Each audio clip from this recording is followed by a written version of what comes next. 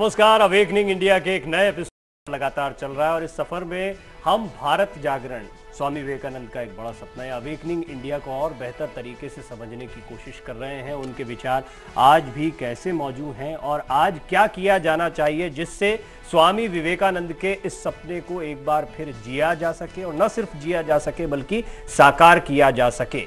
इस दिशा में हम आगे बढ़ पाएं और सार्थकता यही है कि हम देख रहे हैं लगातार जितने भी दर्शक हमसे जुड़ रहे हैं या अपने सुझाव हम तक पहुंचा रहे हैं, वो इन बातों को रख रहे हैं कि वो स्वामी विवेकानंद के सपने को और जानना चाहते हैं और खास तौर पर आज किस तरह से समझा जा सकता है या आज के विचारक उसे किस तरीके से दर्शकों के सामने और देश के युवा के सामने रख सकते हैं। बड़ी खुशी की बात है, आज दो खास मेहमान हैं और जिनमें एक बहुत ही जाना पहचाना चेहरा है कर्नल राज कपूर साहब, जिन्हें कई फिल्मों में, टीवी सीरियल्स में आपने देखा है। फौजी जैसा सीरियल उन्होंने बनाया था और जो आज तक एक कल्ट है, आज भी जिसे इंडस्ट्री में बहुत सम्मान हासिल है। और कर्नल कपूर आज हमारे बीच मौजूद हैं। सबसे पहले मैं आपका बहुत स्वागत करता हूं कर्नल राज कपूर। हमारे साथ सीरज सक्सेना मौजूद हैं। देश विदेश में कई प्रदर्शनियां उन्होंने की हैं। वो एक आर्टिस्ट हैं, पेंटर हैं, सिरेमिक आर्टिस्ट हैं, स्कल्पचर हैं और उन्होंने अपनी इस यात्रा के दौरान मतलब अपनी कला के साथ साथ उन्होंने देशों को, अलग अलग देशों को जानने की कोशिश की है और हमारे देश में किन चीज़ों की ज़रूरत है जो अवेकनिंग को ला सकें या स्वामी विवेकानंद के सपने को साकार कर सकें, उसे भी जानने की कोशिश की और अपने अनुभव को आज वो कर्नल कपूर के साथ यहाँ पर साझा करेंगे। सीरज जी, आपका भी बहुत बहुत स्वागत है। लेकिन कर्नल कपूर और सीरज जी, हम हमेशा कार्यक्रम की शुरुआत करते हैं स्वामी विवेकानंद के जीवन की किसी घटना से और ये कहते हैं कि उनकी फिलॉसफी को पढ़ें ना पढ़ें, अगर उनके जीवन पर एक नज़र डाल ली तो बहुत कुछ सीख लें।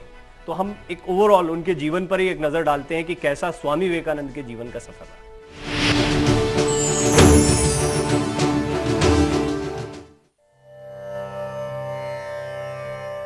स्वामी विवेकानंद बचपन से ही सत्य को जानने का प्रयत्न करते, बिना जांचे वे कुछ भी स्वीकार न करते। वे स्वयं सदैव सत्यवादी रहे और सत्य की ही शिक्षा देते रहे।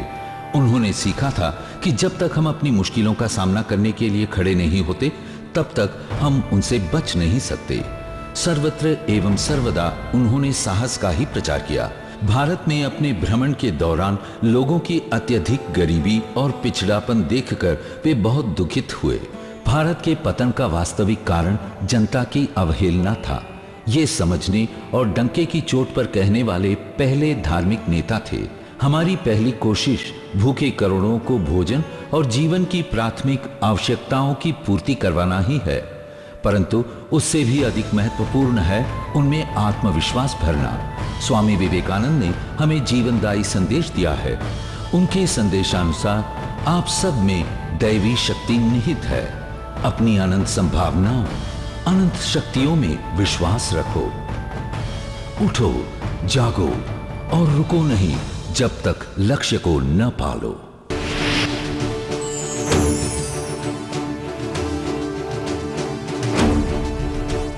और इसी जागरण का सपना है अवेकनिंग इंडिया यानी भारत जागरण। कर्नल कपूर, शुरुआत आपसे करना चाहूँगा।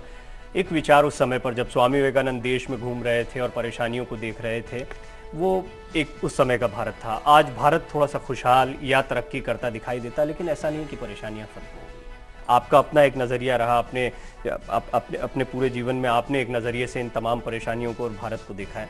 अभी आपको क्या लगता है आज की समस्याएं क्या हैं और कैसे इस सपने को जिया जा सकता है अवेकनिंग इंडिया को? मुझे तो लग रहा है कि उस ज़माने से और आज के ज़माने में अगर हम अंतर देखें तो यहाँ पे सब कुछ ज़्यादा ही बढ़ गया है।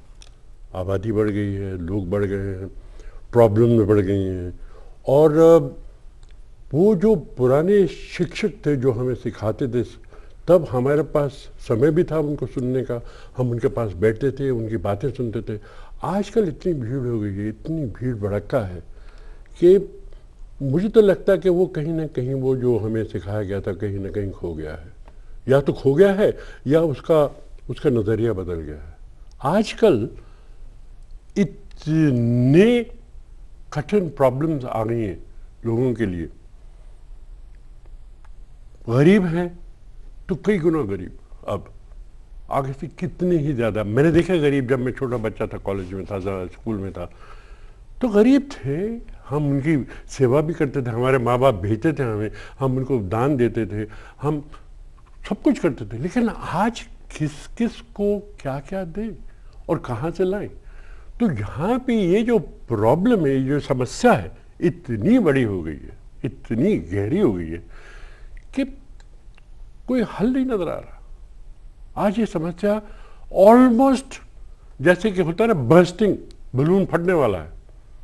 तो मुझे तो ये संदेह है कि कहीं ये बलून फट ही ना जाए, क्योंकि गुस्से हैं लोगों में, क्रोध है, लोग जलते हैं लोग, और वो बीच में जो नेगेटिविटी है जो हमारे में अंदर थी, किसी के साथ किसी से जलन है, किसी से नाराजगी है, किसी से कुछ, वो और बढ़ रहे हैं। फाइट्स हो रही है सड़कों पे, रेजेस हो रहे हैं, लोग कारों में मार रहे हैं दूसरों में, लोग मर रहे हैं रोज। हर तीसरे दिन कोई ना कोई किसी को जलाया जाता है, किसी को काटा जाता है। Female child is not acceptable. हमारे ज़माने में था, लड़की का थोड़ा सा भार था, इतना नहीं जितना आज है। और जो कास्ट सिस्टम जो महात्मा गांधी और अपने विवेका जी इनको निकालना चाहते थे, मुझे समझता कि और धंस गया वो। कई समस्याएं जो कर्नल कपूर ने अभी रखी वो वाकई में है, वो किसी से छिपी हुई नहीं है, लेकिन उनसे लड़ने का तरीका हमारा क्या है और क्या होना चाहिए। मुझे लगता है प्रवीण जी कि जो भाषा है हमारा, जो संप्रेषण का एक बहुत ही महत्वपूर्ण माध्यम है, और इसमें हमारी संस्कृति है, इसमें हमारा लोक है, इसमें हमारी पुरानी ऐतिहासिक चीज़ें हैं, हमारा गौरव है। तो अभी हमारी जो शिक्षा पद्धति है वो मुझे लगता है कि काफ़ी कमज़ोर हो चुकी है। अंग्रेज़ी माध्यम स्कूल हैं और न अंग्रेज़ी ठीक सीख पाता है बच्चा, 12 साल जब स्कूल से निकलता है, न उसकी मातृभाषा ठीक होती है। तो वो जब इस तरह का युवा निकलेगा और उसके बाद में उसको इतना भी समय नहीं मिलता है कि वो कुछ अपना अंतर चिंतन कर सके कि उसके भीतर क्या छुपा हुआ है, वो क्या बनना चाहता है, उसकी क्या गुण हैं, क्या वो बेहतर कर सकता है। ऑप्शंस बहुत बढ़ गए हैं, पहले बीए, एमए, डॉक्टर, इंजीनियर से ही होते थे, आज तो बहुत सारे ऑप्शंस हैं। तो वो इन ऑप्शंस में कंफ्यूज हो गया है युवा बालक। अवेकनिंग इंडिया के दौरान हमने इस मसले पर बहुत बार चर्चा की और ये एक बड़ी बात निकलकर कर्नल कपूर सामने आई कि जब देश का निर्माण युवाओं से होना है तो पहले युवाओं के निर्माण पर ध्यान देने की जरूरत है। देश निर्माण अपने आप हो जाएगा जब युवा का निर्माण सही तरीके से होगा। तो हम इस पर भी बात करेंगे कि क्या होना चाहिए, लेकिन जाने माने लेखक हैं नरेंद्र कोहली जी, जिन्होंने विवेकानंद के ऊपर एक वृहद उपन्यास भी लिखा है, साहित्य भी लिखा है, उनके विचार भी हम रखते हैं, और खासतौर पर गुरु शिष्य परंपरा के बारे में, क्योंकि ये परंपरा, आपने जिन परंपराओं का जिक्र अभी सीरज जी किया, उन परंपराओं में ये एक बड़ी परंपरा थी कि आज क्या वो गुरु हैं या आज क्या उन गुरुओं के पास वैसे शिष्य हैं, ये भी एक बड़ा अभाव है। लेकिन पहले हम रामकृष्ण परमहंस और विवेकानंद के बीच का जो रिश्ता था वो नरेंद्र कोहली जी से समझते हैं।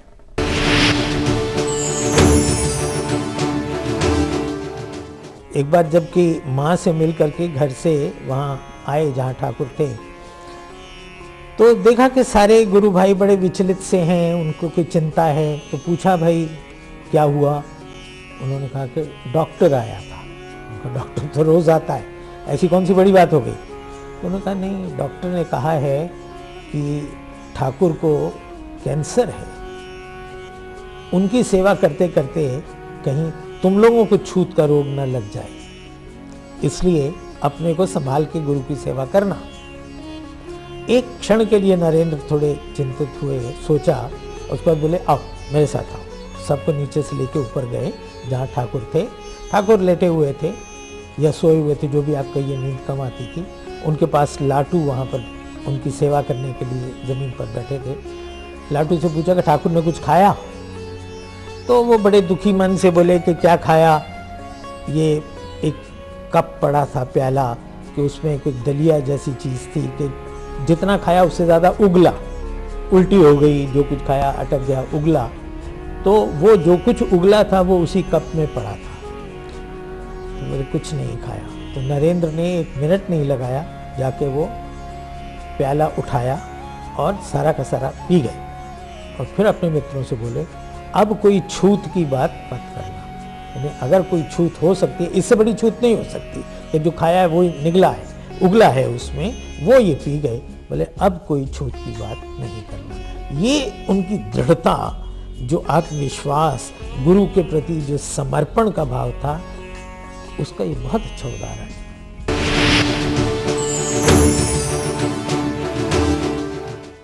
सकता है बहुत सारे दर्शकों को सुनने में भी ये थोड़ा अजीब लगा हो, लेकिन ये वो प्रेम है जिसे विवेकानंद रामकृष्ण परमहंस ही समझ सकते थे, या वैसे लोग समझ सकते हैं, या उस शिद्दत से गुरु शिष्य परंपरा का पालन करने वाले समझ सकते हैं। कर्नल कपूर, जैसा मैंने कहा, आपने अपने जीवन में कई शिष्य देखे होंगे और कई ने आपको गुरु बनाया होगा, या आपने उससे पहले अपने जीवन में भी गुरु को देखा होगा। कि गुरु शिष्य परंपरा जो होती है, यानी आप क्या सिखा रहे हैं, संस्कार या सीरत, जैसा कह रहे थे कि आप कैसे तैयार करते हैं युवाओं को, तैयार करने वाला गुरु होगा।